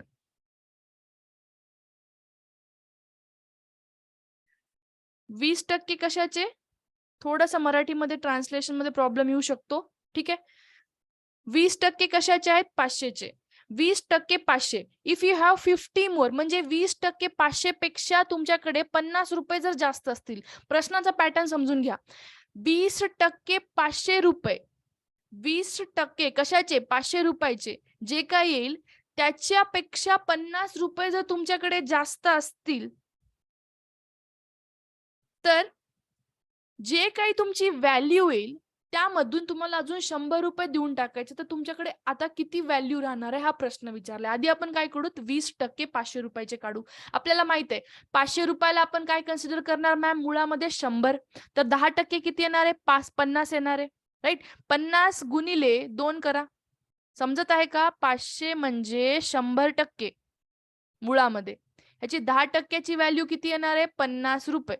10% 50 रुपये तर 20% किती मॅम 100 रुपये. क्लिअर? क्लिअर. म्हणजे 20% ऑफ 500 समजलं कसं काढलं मी. 500 ला मुळात 100 पकडलं. त्याचे 10% म्हणजे किती आले 50 रुपये. गुणिले 2 केलं म्हणजे 20% आले म्हणजे 100 रुपये आले. त्यापेक्षा 50 रुपये तुमच्याकडे जास्त आहेत. प्रश्न समजून घ्या. त्यापेक्षा जर तुमच्याकडे 20% ऑफ 500 पेक्षा 50 रुपये जास्त असतील म्हणून मी काय केलं 20% ऑफ 500 आधी काढलं त्यामध्ये 50 ऍड केलं म्हणजे तुमच्याकडे 150 रुपये आहेत. आणि ह्या 150 मधले तुम्ही 100 रुपये देऊन टाकताय. तुम्ही 100 रुपये देऊन टाकताय तर तुमच्याकडे राहिले किती 50 रुपये. क्लिअर? प्रश्न समजला. आता ह्याच्यात शॉर्ट ट्रिक्स कसे आहेत मी तुम्हाला सांगते. ओके.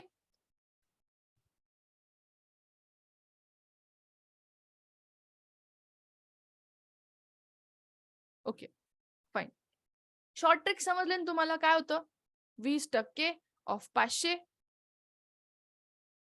10% काढले मॅम गुणिले 2 केले आले 20% म्हणजे 50 10% आले त्याला दोन्ही गुणाकार केला तर आले 100. त्यापेक्षा 50 जास्त म्हणजे 150. तुम्ही लिटरली तुम्हाला पेन वापरायची गरज पडणार थोडी जर प्रॅक्टिस असेल तुमची. ठीक आहे. पेन सुद्धा वापरायची गरज पडणार नाही. ओके. तर moving on to the next topic. Average सरासरी. ऍव्हरेज साठी आता कोणते कोणते इम्पॉर्टंट फॉर्म्युलेज आहेत ते मी तुम्हाला आधी एक्सप्लेन करते. मग आपण काय करूयात थोडेसे इम्पॉर्टंट फॉर्म्युलेज बघू सगळ्या टॉपिक्सचे. ऍव्हरेज असेल प्रॉफिट लॉस असेल ओके रेशो प्रपोर्शन असेल सगळ्यांचे आपण इम्पॉर्टंट फॉर्म्युलेज बघू. आधी आपण हे थोडेसे क्वेश्चन सॉल्व्ह करू. ऍव्हरेज साठी सगळ्यात इम्पॉर्टंट जो फॉर्म्युला आहे तुम्हाला प्रश्न जर सोडवायचा असेल तर that will be sum of quantity divided by total number of quantity. प्रश्न काय बोलला मी प्रश्नाचा फॉर्म्युला काय बोलला लक्षात घ्या. सम ऑफ क्वांटिटी जे काही तुम्हाला संख्या देऊन ठेवलेल्या त्या सगळ्यांची बेरीज घ्यायची. सगळ्यांची बेरीज संख्यांची बेरीज डिवायडेड बाय टोटल संख्या divided by total quantity, total संख्या. हा फॉर्म्युला आहे कशाचा? बेसिक फॉर्म्युला आहे कशाचा? ऍव्हरेजचा. सगळ्यांनी प्लीज नोट डाऊन करा ज्यांना बिलकुल आयडिया नाही ऍव्हरेज बद्दल. ऍव्हरेज म्हणजे काय? जे काय प्रश्नामध्ये संख्या देऊन ठेवली, टोटल मेंबर देऊन ठेवले, त्या सगळ्यांची बेरीज घ्यायची, divide by total number of संख्या. क्लिअर? आता बघा हा प्रश्न काय विचारलाय, मी तुम्हाला आधी ह्याच्या आधी एक बेसिक प्रश्न देते. फॉर एक्झाम्पल 2, 3, 4, 5 हे संख्या आहे आणि ह्या 4 संख्याची तुम्हाला जर सरासरी काढायला सांगितली तर तुम्ही कसं काढणार? 2 + 3 + 4 + 5 करा मॅम. सगळ्यांची बेरीज, संख्यांची बेरीज divide by total number of संख्या 1, 2, 3, 4 एवढंच आहे ऍव्हरेज. 2 + 3, 3 + 4, 4 + 5 करा भागिले 4 सरासरी. ठीक आहे. आता सरासरीवरचा हा क्वेश्चन बघा प्लीज सगळ्यांनी. Find the average of all the numbers between 5 and 49 which are divisible by 5. 5 पासून 49 पर्यंत असे किती नंबर आहेत, ज्यांना आपण 5 ने भागू शकतो? आधी ते शोधून काढायचे. येस, किती आहेत? लक्ष द्या. एक मिनिट. ओके. 5, 10, 15, 20, 25. ओके. 30 पण आहे मॅम, 35 पण आहे, 40 आहे, 45 आहे. 45 च्या नंतर कोणता आहे? डिरेक्टली 50. 50 पाहिजे का आपल्याला? नाही. 5 पासून 49 पर्यंतच बोलले. 50 येणार आहे का? नाही येणार आहे. हे एवढे सगळे नंबर आहेत 5 ते 49 पर्यंत ज्यांना आपण 5 ने भागू शकतो. तर आता आपल्याला ह्या संख्यांची सरासरी काढायची. सरासरीचा फॉर्म्युला काय आहे मॅम? सम ऑफ दी संख्या, सम ऑफ दी क्वांटिटी 5 + 10 + 15 + 20 + 25 सगळ्यांची बेरीज घ्या. चला करा माझ्यासोबत. 30 + 35 + 40 + 45 भागिले टोटल नंबर ऑफ संख्या. टोटल संख्या किती आहेत बघा इथे? 1, 2, 3, 4, 5, 6, 7, 8, 9 डिवाइड बाय 9 करा. बेरीज काय येणार आहे? बेरीज मी करून ठेवली ऑलरेडी, तुम्हाला सांगते. 225 भागिले 9. सो आन्सर येणार आहे तुमचं 25. क्लिअर? प्रश्न एकदम क्लिअर. सोपा बेसिक ऍव्हरेजचा प्रश्न आहे. आणि एक लक्षात घ्या, हे तुम्हाला वाटत असेल खूप बेसिक सांगत आहे मी, ह्याचं इम्पॉर्टन्स तुम्हाला डेटा इंटरप्रिटेशन मध्ये उद्या समजून जाईल काय आहे. क्लिअर? आता प्रश्न काय, लक्ष द्या प्लीज सगळ्यांनी. ओके. एक 15 सेकंडचा मी ब्रेक घेते वॉटरचा. तोपर्यंत तुम्ही क्वेश्चन जे आहे अंडरस्टँड करायचा ट्राय करा. प्रश्न काय दिलाय? There are 2 batches.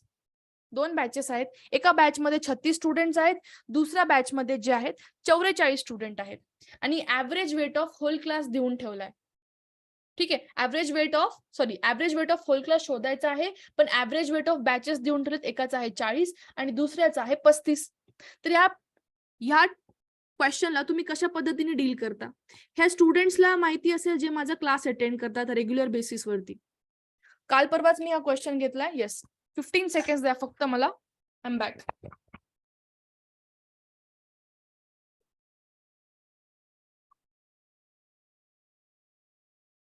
Okay, done. Okay. प्रश्न काय आहे? 2 बॅच आहेत. लक्षात घ्या प्लीज एव्हरीवन. 2 बॅचेस आहेत, बॅच ए, बॅच बी. बॅच ए मध्ये टोटल स्टुडंट्स किती आहेत? बॅच ए मध्ये टोटल स्टुडंट्सची संख्या दिली का? हो दिली, 36. बॅच बी मध्ये टोटल स्टुडंटची संख्या दिली 44. बॅच ए मध्ये विद्यार्थ्यांची जी सरासरी आहे वेटची ती देऊन ठेवली 40 किलो आणि यामध्ये देऊन ठेवलेली आहे 35 किलो. शोधायचं काय आहे आपल्याला? शोधायचं काय? Average weight of whole class. Average weight of whole class साठी तुम्हाला काय करावं लागेल मॅम? आधी ह्यांची बेरीज घ्यावं लागेल. कशाची बेरीज घ्यावं लागेल? वेट ऑफ बॅच ए आणि वेट ऑफ बॅच बी ची. कसं शोधणार मला सांगा? ऍव्हरेजचा फॉर्म्युला काय आहे? बेरीज भागिले टोटल संख्या. तर आपल्याला बेरीज शोधायची, आपल्याला ऍव्हरेज पण दिलंय आणि टोटल संख्या पण दिली. कसं शोधणार? लक्ष द्या. बॅच ए साठी मी तुम्हाला काढून दाखवते. बॅच ए साठी सरासरी आपल्याला देऊन ठेवलेली आहे किती? 36. सॉरी, सरासरी नाहीये, 40 आहे सरासरी. 36 काय आहेत? विद्यार्थी आहेत. तर मी काय करेल 40 ऍव्हरेजच्या ठिकाणी लिहिल, सम बेरीज आपल्याला शोधायचं, यसला यस ठेवेल आणि n विद्यार्थी किती आहेत मॅम 36. तर बेरीज कशी शोधल आपण 40 गुणिले 30. सिमिलरली बॅच बी साठी बेरीज काय येणार आहे, बॅच बी साठी काय येणार आहे मॅम 44 गुणिले 35. क्लिअर? ठीक आहे. मग याची काय येणार आहे, तुम्ही बेरीज घेणार. बेरीज म्हणजे काय, ह्या सम ऑफ ऑब्झर्वेशनची व्हॅल्यू बेसिकली, राईट. तर ह्याची व्हॅल्यू काय येणार आहे 1440 आणि ह्याची व्हॅल्यू येईल 1540. आता बेरीज आली, ऍव्हरेज वेट काढणं खूप सोपं आहे. ऍव्हरेज वेट काढायचं आहे. ऍव्हरेज वेट काय सांगते फॉर्म्युला, परत हाच फॉर्म्युला आहे, पण यावेळेस शोधायचं काय आहे ऍव्हरेज. ऍव्हरेज म्हणजे काय मॅम टोटल बेरीज. टोटल बेरीज किती आहे, आता या दोघांची बेरीज घ्या. 1440 प्लस 1540 काय येणार आहे 2980.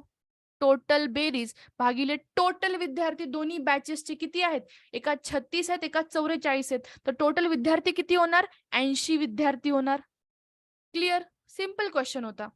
आय नो हे समजणं थोडं डिफिकल्ट आहे जर तुम्ही नवीन असाल एकदम कम्प्लिटली मॅथमॅटिकल रिझनिंगला, कारण हे कव्हर करणं क्वाईट डिफिकल्ट आहे. ठीक आहे, फक्त प्रश्नाचं पॅटर्न समजून घ्या. 2 बॅचेस दिले होते, 2 बॅचेस मधले दोन्ही विद्यार्थ्यांची संख्या देऊन ठेवली होती 36 44 आणि त्यांच्या वजनांची सरासरी स्पेसिफिकली देऊन ठेवली, बॅच ए साठी वेगळी आणि बॅच बी साठी वेगळी. ओके, तर यामध्ये बॅच ए साठी आपण समेशन काढलं, average is equal to sum upon total. तर दोन्ही बॅचेस साठी सम काढली, टोटल सम घेतली आणि divide by total number of students केलं. Clear? Okay okay, next question. आता हा क्वेश्चन अतिशय इम्पॉर्टंट आहे, यामध्ये मी छोटे छोटे ट्रिक्स देणार आहे, तर सगळ्यांनी प्लीज लक्ष द्यायचंय. सगळ्यांचं एकदम लक्ष असायला पाहिजे. प्रॉफिट अँड लॉसचा टॉपिक घेत आहे आणि एकदम टॉपिक जो आहे स्टार्टिंग टू एंड मी क्लिअर करेल. ओके, तर यामध्ये काही ट्रिक्स आहेत, प्लीज सगळ्यांचं लक्ष असायला पाहिजे. ठीक आहे, प्रश्न तुम्हाला प्रश्न प्रॉफिट अँड लॉसचा समजण्याआधी काही टर्म्स माहिती असायला पाहिजे. खरेदी किंमत आणि विक्री किंमत. खरेदी किंमत म्हणजे काय असते, कॉस्ट प्राइस. कॉस्ट प्राइस ज्याला मी सीपी बोलते. खरेदी किंमत, एखादी वस्तू तुम्ही पैसे देऊन खरेदी करत असाल तर ती काय झाली, खरेदी किंमत झाली. एखादी वस्तू तुम्ही विकायला काढलात आणि जे तुम्ही त्या पैशाला विकताय, ज्या किमतीला विकताय, त्याला काय बोलतो आपण, सेलिंग प्राइस बोलतो. त्याला आपण काय बोलणार, विक्री किंमत.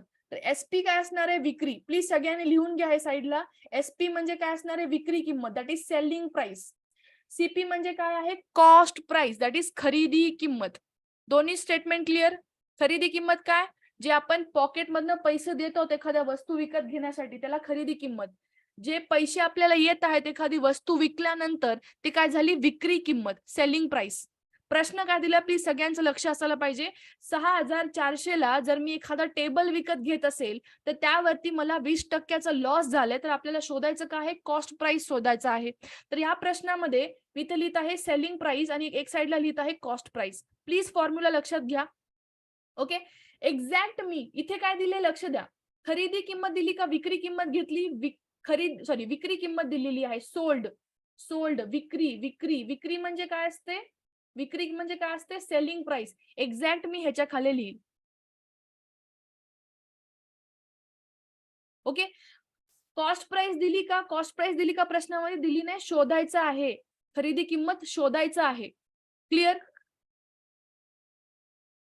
तर यामध्ये मी काय करेल, ओके, मी काय करेल, 20% लॉस झालाय, तर मी काय करेल, 100 रुपयांवरती 20% लॉस काढेल. प्लीज सगळ्यांचं लक्ष असायला पाहिजे इथे. 100 रुपयावरती 20% लॉस. 100 रुपयावरती 20% का काढायले मॅम, कारण हे कॅल्क्युलेट करायला सोपं जाते. मला सांगा, 100 रुपयाचे 20% म्हणजे किती असतात, 20 रुपये. मायनस करा, लॉस झालाय, आपल्याला काय झालंय, तोटा झालाय, म्हणून मी मायनस करते. मला सांगा, 100 रुपयाला एखादी वस्तू आपण विकत घेतली, त्यावरती 20% लॉस झालाय, म्हणजे 80 रुपयाला आपण ते विकायला काढली. ह्या वेनी मी कॅल्क्युलेट केलं. सेकंड थिंग मी इथे काय करणार आहे, क्रॉस मल्टिप्लिकेशन. 6400 गुणिले 100 into divide by 80 is equal to cost price. सगळ्यांना समजलं? कॅल्क्युलेशनचा भाग साईडला असू द्या. सगळ्यांना प्रश्न समजलाय? येस. मी काय केलं, कॉस्ट प्राइस आणि सेलिंग प्राइस दोन कॉलम बनवले. कॉस्ट प्राइस म्हणजे परत एकदा सांगते, खरेदी किंमत. सेलिंग प्राइस म्हणजे विक्री किंमत. कॉस्ट प्राइस शोधायची मॅम, खरेदी किंमत शोधायची, म्हणून जशास तशी मी इथे खाली ठेवली. विक्री किंमत देऊन ठेवली 6,400 इथे लिहिली. मी 100 रुपयांवरती 20%, प्रत्येक वेळेस हेच करायचं. 100 रुपयावरती प्रॉफिट असो लॉस असो, तोटा असेल नफा असेल, 100 रुपयावरती कॅल्क्युलेट करा सर मॅम, कारण ते सोपं जाईल. 100 रुपयावरती 20% काय होतंय, 20% काय होतं, लॉस होते. म्हणून मी काय केले, मायनस केले, म्हणजे 80 रुपये. क्रॉस मल्टिप्लिकेशन केलं, करा कॅल्क्युलेशन. 8 8 जर येणार आहे, 2 0, आणि राहिला काय आन्सर मग 8000. क्लिअर? 8,000 रुपये. सेम प्रश्न आहे दुसऱ्या टाईपचा, प्लीज लक्ष द्या सगळ्यांनी. सेम टाईप आहे, नॉट टाईप 2, सेम टाईप आहे. कॉस्ट प्राइस एक साईडला लिहायची, सेलिंग प्राइस एक साईडला लिहायची. काय दिलंय प्रश्नामध्ये, प्लीज क्लिअरली इथे बघा सगळ्यांनी. A bag is bought for 420 rupees. Bought म्हणजे यावेळेस काय दिली, खरेदी किंमत दिली, किती दिली, 420 रुपये. आणि 420 रुपयाला खरेदी करून आपण ते विकायला काढली, त्यावरती 15% प्रॉफिट झाला. आपल्याला विक्री किंमत शोधायची. विक्री किंमत दिली का नाही दिली प्रश्नामध्ये, म्हणून मी जशाच तशी खाली लिहिली. 100 रुपयावरती मी आता काय कॅल्क्युलेट करणार आहे, 15% मॅम नफा कॅल्क्युलेट करणार आहे. नफा म्हणजे काय, 100 रुपयावरती 15 रुपयाचा नफा म्हणजे काय, 15 रुपयांचा प्रॉफिट असणार आहे, म्हणजे 115 ला मी ती वस्तू विकणार आहे. 100 रुपयावरती 15 रुपयाचा नफा, प्रॉफिट 115 रुपये. Third step, cross multiplication. Selling price into 100. Okay, selling price into 100 upon किंवा इज इक्वल टू करा 420 इंटू 115. हे 100 इकडे जाणार, गुणाकारात होते भागाकारात जाणार, 0 0 कटणार. कॅल्क्युलेशन काय येणार आन्सर आपलं शेवटी, 483 रुपीज. ओके, परत जर हे समजत नसेल, ह्या शॉर्ट ट्रिक्स वरती व्हिडिओज आहेत, teaching exams by global online, तिथे तुम्ही जाऊन डिटेली अनालिसिस करू शकता, कारण हे क्रॅश कोर्स आहे. इथे समजवणं सगळ्या गोष्टी डिफिकल्टी येईल. ठीक आहे, हा सेम टाइप ऑफ क्वेश्चन आहे का बघू आता आपण. नाही, हा डिफरंट टाइप ऑफ क्वेश्चन आहे. हा टाइप ऑफ क्वेश्चन काय, एक वस्तू आहे, प्लीज सगळ्यांचं लक्ष असायला पाहिजे. एक वस्तू सेम आपण एका कस्टमरला विकायलो ही वस्तू, आणि तीच वस्तू दुसऱ्या त्याच टाइपची सेम वस्तू आपण एका दुसऱ्या कस्टमरला विकतोय. म्हणजे फॉर एक्झाम्पल 2 कंपास बॉक्स आहेत, 2 कंपास बॉक्स आहेत. ठीक आहे, एक कंपास बॉक्स आपण एका कस्टमरला विकतोय, त्यावरती समजा 10% प्रॉफिट झालं, 10% नफा झाला. तसाच सेम कंपास बॉक्स दुसऱ्या कस्टमरला आपण काय करतोय, 10% लॉसनी विकतोय समजा.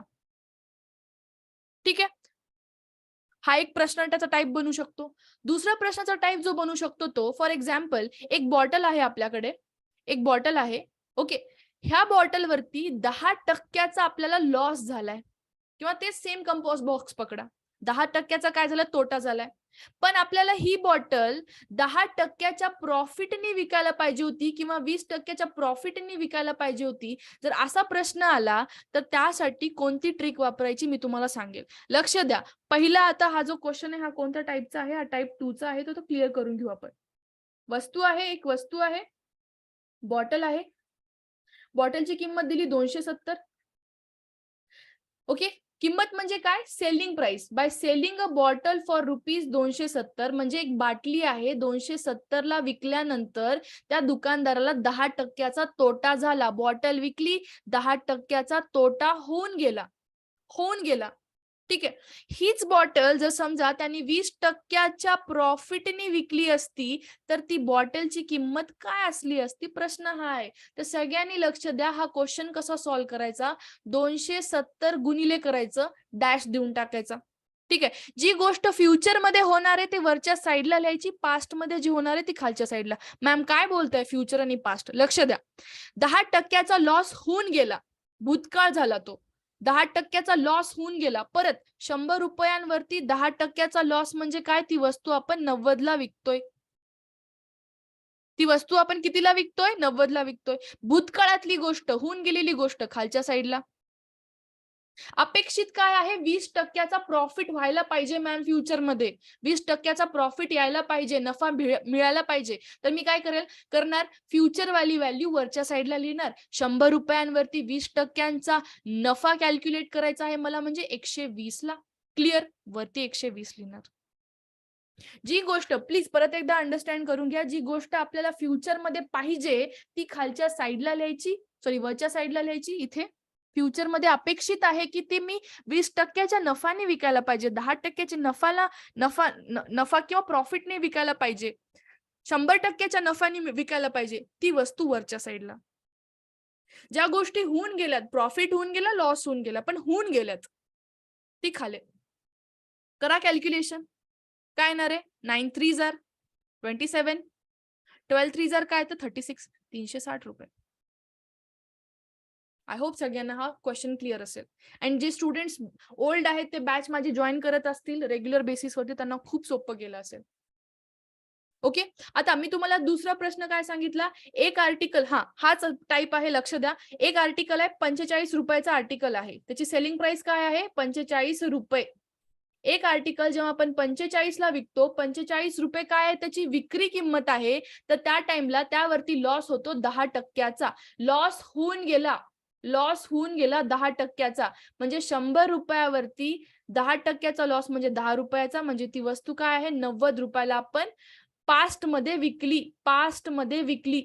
पण आपल्याला त्याच्यावरती 5%चं प्रॉफिट अपेक्षित आहे, नफा मिळवायचा आहे फ्युचर मध्ये 5%चा. तर 100 रुपयावरती 5%चा नफा म्हणजे 5 रुपयाचा, म्हणजे 105. अपेक्षित व्हॅल्यू वरच्या साईडला 105, होऊन गेलेली व्हॅल्यू 90 रुपये खालच्या बाजूला.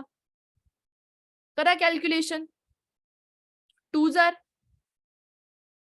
ओके. 52.5 आन्सर येणार आहे. आय होप हे क्वेश्चन क्लिअर आहे सगळ्यांना. प्रॉफिट अँड लॉस क्लिअर आहे. ओके. सो आजच्या लेक्चर पुरतं एवढं आहे आपलं. आपण काही इम्पॉर्टंट टॉपिक्स डिस्कस केले. आता काही टॉपिक्सचे 3 टॉपिक बेसिकली राहिले, त्याचे काही फॉर्म्युलेज असणार आहेत. ते फॉर्म्युले आपण डिस्कस करू, किंवा मी त्याची एक लिस्ट बनवते तुम्हाला आणि उद्याच्या लेक्चरमध्ये ती लिस्ट तुम्हाला प्रोव्हाइड करते. त्याचं स्क्रीनशॉट तुम्ही घ्यायचं. ठीक आहे. आता कुठल्याही पद्धतीचा डाऊट असेल, काही असेल, 15 मिनिट्स लेफ्ट आहेत आपल्याकडे, तुम्ही मला विचारू शकता. Okay. Just give me a minute. मी तुम्हाला अनम्यूट करते. 1 मिनिट द्या फक्त. कुठले 3 टॉपिक लक्ष द्या प्लीज. एक आहे इंटरेस्ट. ओके. एक आहे इंटरेस्ट नावाचा टॉपिक, दुसरा आहे स्पीड, डिस्टन्स अँड टाइम, आणि तिसरा आहे work and time. Okay. 1 minute द्या फक्त.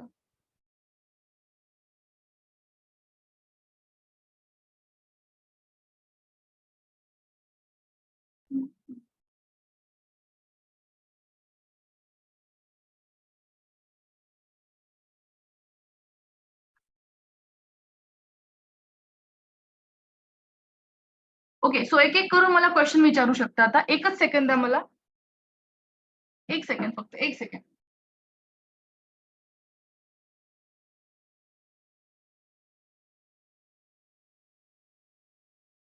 Yes. Any doubt?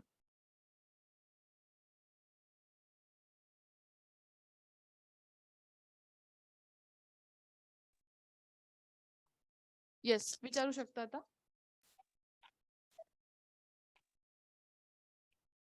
Anyone, any doubt?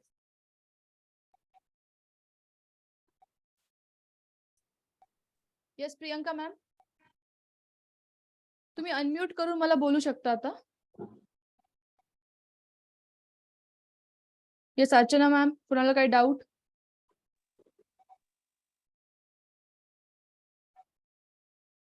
Sorry, तुमचा आवाज नाही येते मला. नो डाउट मॅम, कंटिन्यू करना.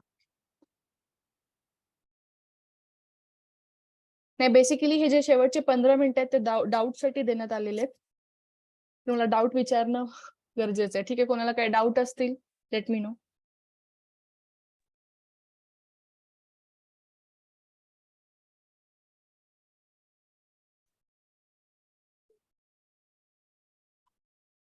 Hello ma'am. हा बोला सर.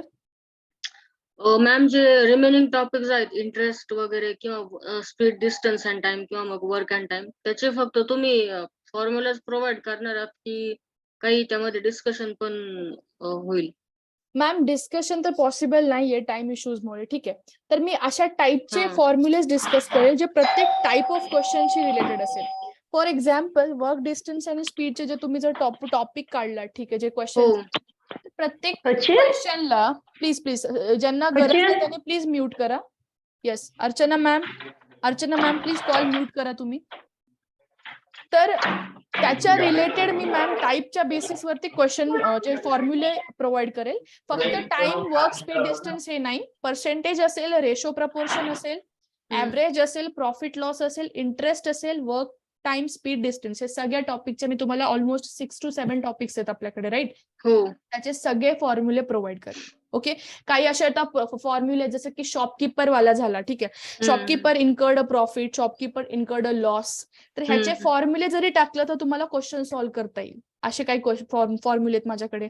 आणि दुसरं एक असा क्वेश्चन बनतो की फॉर एक्झाम्पल एक मशीन आहे, ती मशीनची किंमत आजच्या तारखेमध्ये एवढी आहे, तर 4 वर्षांपूर्वी ह्याची किंमत काय होती किंवा 4 वर्षांनंतर ह्याची काय किंमत असणार आहे, त्यासाठी काही फॉर्म्युलेज असतील. जे स्टुडंट रेग्युलर क्लास अटेंड करतात त्यांना माहिती आहे. जे स्टुडंट्सनी क्रॅश कोर्स जॉईन केला त्यांच्यासाठी मी हे फॉर्म्युलाचं पीडीएफ तुम्हाला पीडीएफ नाही प्रोव्हाइड करणार. I won't promise you PDF, कारण मला नाही माहिती तुमचा ग्रुप बनवलाय का नाही ते. इफ ग्रुप बनवला तर पीडीएफ प्रोव्हाइड करेल. इफ नॉट तर उद्या मी तुम्हाला काही स्क्रीनशॉट शेअर करेल. ठीक आहे, म्हणजे स्क्रीनवरती शेअर करेल, तुम्ही त्याचं स्क्रीनशॉट ग्रुपवर आहे मॅडम मी. आहे का? ठीक आहे. मग ओल्ड स्टुडंट्सला तर काही गरज नाही मॅम, कारण ओल्ड स्टुडंट्सला मी ऑलरेडी डिस्कस केलेलं आहे क्लासमध्ये. ओके मॅम अजून एक क्वेश्चन होता. कधी कधी सेट मध्ये कॅलेंडरचे क्वेश्चन विचारतात. कॅलेंडर आणि क्लॉक. हो. क्लॉक कॅलेंडरचे क्वेश्चन, राईट. हो. तर मॅम क्लॉक आणि कॅलेंडरचे क्वेश्चन ते तुम्हाला रेग्युलर मध्ये भेटतील, कारण त्याच्यावर हार्डली एखादा क्वेश्चन विचारला जाऊ शकतो. म्हणून मी इथे कमी टाइम ड्युरेशनमुळे हे 10 टॉपिक्स डिस्कस करायचं ठरवले होते. त्यापैकी आपले 7 प्रॉपर झाले, बाकी 3 मी फॉर्म्युलेस प्रोव्हाइड करेल. Okay okay okay ma'am. Okay.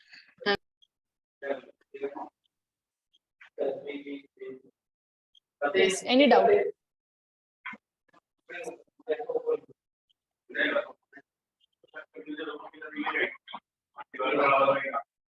Archana ma'am, if not necessary तुम्ही माइक ऑफ करू शकता.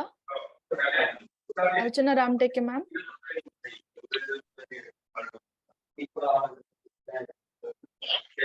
Yes, any doubt? काही क्वेश्चन्स असतील, क्वेरीज असतील तर तुम्ही अनम्यूट करा, बोला, बिंदास बोला. तुम्हाला कोणी इथे काही जज करणार नाही. येस येस मॅम, बोला. हॅलो मॅम, राजकन्या बोलते. बोला. स्पीड, डिस्टन्स आणि टाइम याच्यावरती क्वेश्चन झालेले नाहीये. येस येस मॅम, मी तेच सांगितलं आता, स्पीड, डिस्टन्स आणि टाइम. अच्छा, तुम्ही रेग्युलर बॅचचे आहात का? हो, रेग्युलरचे आहे, पण मला अटेंड करणं होत नाहीये मॅडम क्लास. ठीक आहे मॅम. तर जर तुम्हाला अटेंड करणं होत नसेल तर teaching exams by global online जे आपलं प्लॅटफॉर्म आहे युट्यूबला, त्याला सबस्क्राईब करून ठेवा पहिली गोष्ट. आणि माझे 2 प्लेलिस्ट बनवलेले आहेत मी. ठीक आहे. काही टॉपिक्स ऑब्व्हियसली मी मिक्स केलेत, नो डाऊट. मॅथमॅटिकलचे लॉजिकल मध्ये, लॉजिकलचे मॅथमॅटिकल मध्ये, नो डाऊट. बट एक मिनिट सगळ्यांनी प्लीज माइक ऑफ करा. ज्यांना गरज नाहीये त्यांनी प्लीज क्वेश्चन विचारला तर म्यूट करा. Okay ma'am. तर तुम्ही तिथे सगळे ma'am, teaching exams by global online platform आहे, तिथे तुम्हाला प्रत्येक व्हिडिओ भेटून जाईल. हा, आणि जो टॉपिक मागच्या प्रिव्हियस बॅचला डिस्कस नाही झाला तो प्रत्येक टॉपिक, क्लॉक कॅलेंडर असेल, ठीक आहे, work, speed, distance and time असेल, ठीक आहे, सगळे टॉपिक, किंवा इंटरेस्ट वाला असेल, डिस्काउंट वाला टॉपिक असेल, प्रत्येक टॉपिक मी तिथे क्लिअर करेन. ओके. तर सगळ्यांनी तिथे अटेंडन्स द्यायची. आणि तिथे जर लाईव्ह बघता येत नसेल तर रेकॉर्डेड बघायचं. ओके. येस, अजून कोणाला डाऊट आहे, काय विचारायचंय? मॅम, जसं की पीवायक्यू मध्ये मॅथ्सच्या बाबतीमध्ये काही जे आता तुम्ही जे रेग्युलर टॉपिक सांगितले त्याच्यापेक्षाही व्यतिरिक्त 2019 मध्ये 2 प्लेयर्स आहे, not equal to, greater than. Ma'am okay, एक second, I got it. Swati ma'am, तुम्ही एक सेकंड प्लीज. अर्चना मॅम, खूप डिफिकल्ट चाललंय. अक्षता मॅम, तुम्ही करू शकता. हा सर, केलंय. मॅम, जे बेसिकली टॉपिक आहे तुम्ही जे बोलताय, ओके मॅम, मॅथमॅटिकल रिझनिंग जो टॉपिक आहे त्याच्यावर आपण प्रेडिक्ट नाही करू शकत की कुठल्या पोर्शन वरून टॉपिक असं क्वेश्चन येणार आहे. ठीक आहे. एक जरी क्वेश्चन असेल आणि कुठला, आता फॉर एक्झाम्पल मॅमनी आता मेन्शन केलं की क्लॉक कॅलेंडर वरती कुठल्या तरी इयरला 1-2 क्वेश्चन दिसले. ठीक आहे. तर प्रत्येक टॉपिक क्लिअर करेल, बट माझा पहिला मोटो काय आहे, ज्या टॉपिकला खरंच गरज आहे, जसं की ऍव्हरेज, प्रॉफिट अँड लॉस, त्याच्यावरून 100% क्वेश्चन्स असतात, ते आधी टॉपिक कव्हर करणार मी. आणि बाकीचे जे काही राहिलेले टॉपिक्स आहेत मॅम, मी ते कव्हर करेल. आणि सगळ्यांनी थोडं पेशन्स दाखवायचं. तुम्ही डाऊट टाकता, असे खूप सारे डाऊट्स येतात माझ्याकडे. मी थोडं लेट का होईना रिप्लाय करेल, पण रिप्लाय करेल. ठीक आहे. तो टाइम पीकला आहे, तर ह्या टाइमला तुमच्या प्रत्येकांचे डाऊट क्लिअर करणं will be difficult. Okay, I will come up with a lecture ma'am, तुम्ही टेन्शन नका घेऊ त्याच्याबद्दल. ओके, तुमचा प्रत्येक टॉपिक क्लिअर होईल. फाईन. येस, काही क्वेश्चन?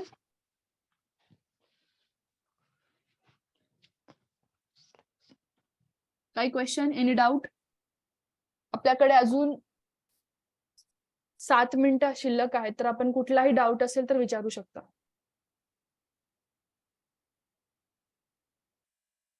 काही सजेशन असतील तरी ते पण सांगू शकता मला. ठीक आहे, उद्या जो आपण युनिट डिस्कस करणार आहोत, that will be data interpretation आणि लॉजिकल रिझनिंग.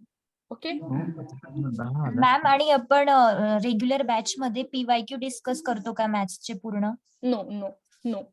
हा, पीवायक्यू रिलेटेड काही शॉर्ट ट्रिक्स असतील तर ते मी एक्सप्लेन केल्यात, बट क्वेश्चन ऍज सच मी नाही डिस्कस केलेत आतापर्यंत. नो, आय कारण कीप की madam- extra ma'am, extra lecture त्यावरती ठेवणार आहे. जर तुम्ही माझे बॅचेस अटेंड करत असाल ना मॅम, तर तुम्हाला याबद्दल आयडिया असेल की मी त्यावरती वेगळे सेशन्स ठेवणार आहे. Are you on the regular basis? तुम्ही रेग्युलर लेक्चर अटेंड करता मॅम, स्वाती मॅम? नाही मॅम, मी नाही करू शकत. हा, फाईन. तर तुम्ही रेकॉर्डेड बघा, काही हरकत नाही. पीवायक्यूज वर मी कम्प्लीट एक सेशन घेऊन येईल, no doubt. Okay okay ma'am. 90 equal to 250. Yes, anyone, काही डाऊट?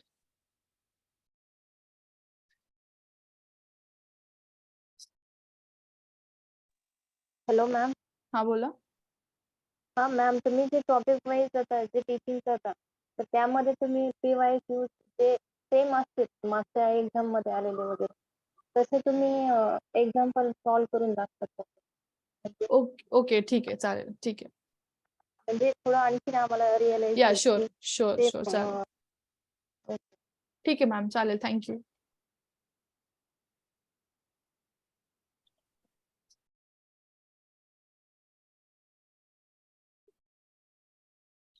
एनीवन, काही डाऊट अजून प्लीज विचारा.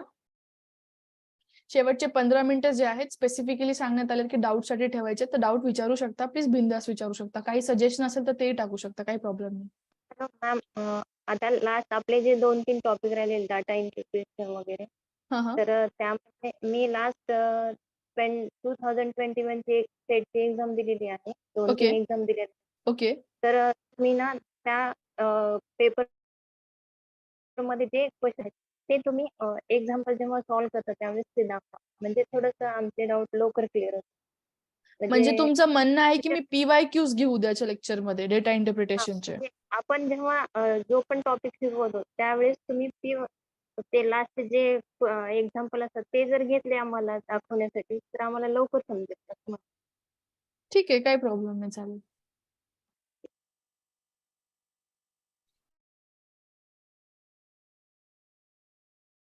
येस, एनीवन, अजून काही सजेशन असतील, डाऊट असतील?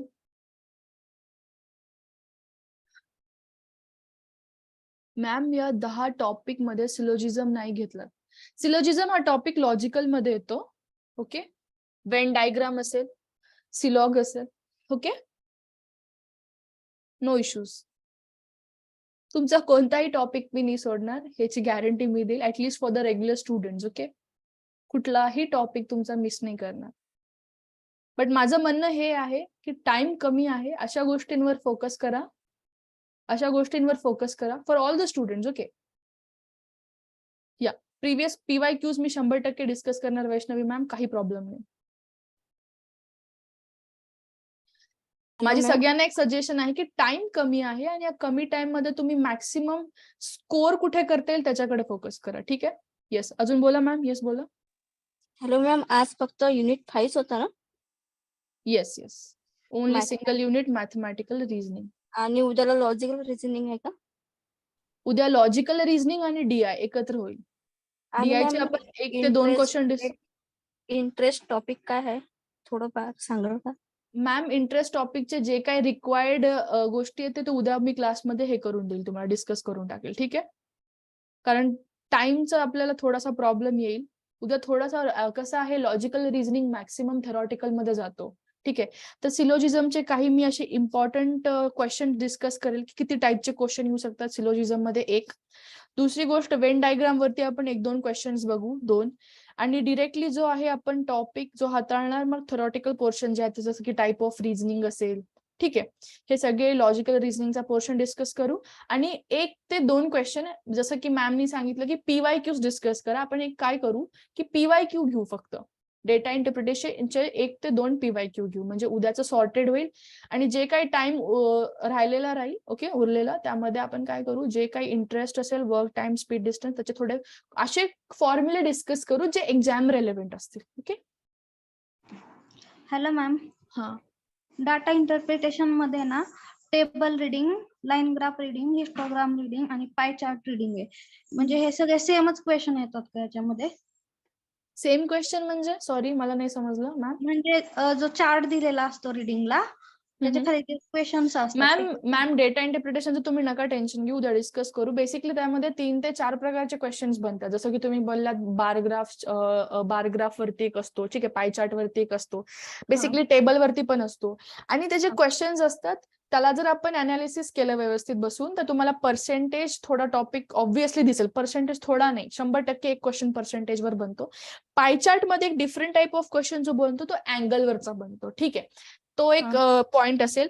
आणि टेबल्स वरती किंवा आपण असं जर बघितलं स्पेसिफिकली तर पर्सेंटेज, ऍव्हरेज किंवा एखादा क्वेश्चन असा येऊ शकतो की पर्सेंटेज काढायला सांगतात 2 वेगळ्या ह्याच्यावरून, बारग्राफ वरून, आणि आपल्याला त्याचा रेशो काढायला सांगतात. ठीक आहे, तर त्या सर्वांचं कुठे ना कुठे कोलिजन होतच आहे या टॉपिक्सचं. ठीक आहे, अशा टाईपचे प्रश्न दिसतील तुम्हाला, तर ते उद्या आपण डिस्कस केलं तुम्हाला समजेल.